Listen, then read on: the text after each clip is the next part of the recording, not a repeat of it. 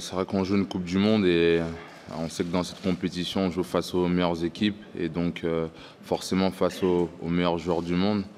Après, on a su bien gérer nos derniers matchs face à de très grands joueurs.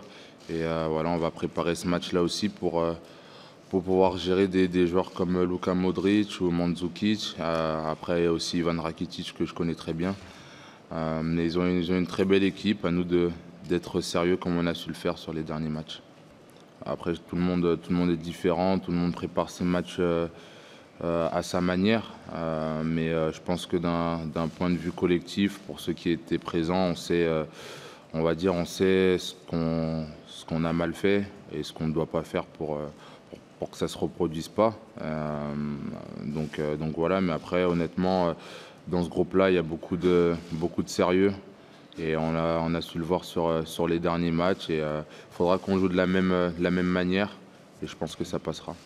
Je pense quand même quand on arrive en fin de compétition, il y a de la fatigue. Et surtout quand on a enchaîné 3 prolongations, je pense qu'ils physiquement, ils doivent être fatigués. Mais après, quand on joue une finale, je pense ça passe après. La fatigue, on n'y pense pas trop.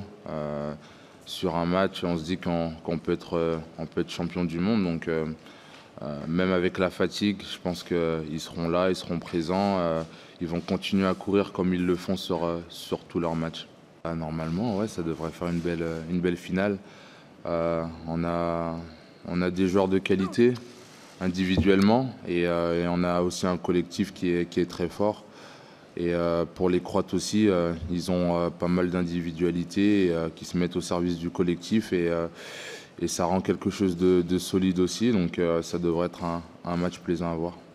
Ah oui, sur Rakitic, je pense que tout le monde connaît ses qualités. Déjà techniquement, c'est très fort ce qu'il est capable de faire. Après, il a un très grand volume de jeu. Il est capable de courir 90 minutes, voire plus. Et voilà, je pense qu'avec Modric, ils se complètent très bien. Ils prennent le jeu à leur compte. Et voilà, après, je pense que c'est des joueurs, il ne faut pas trop les laisser jouer. Sinon, ça va être trop facile pour eux. Même si, je pense, tout le monde vous le répète, on vit tellement bien. Je pense que j'aurais pu même vivre un mois de plus avec eux, parce que ça se passe tellement bien. On rigole, il y a toujours quelque chose à faire.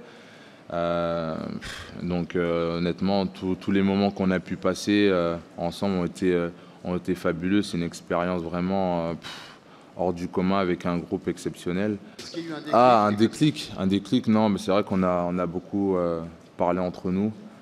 Et on savait qu'on avait 7 matchs dans une carrière comme ça, c'est pas énorme. On savait qu'il fallait tout donner.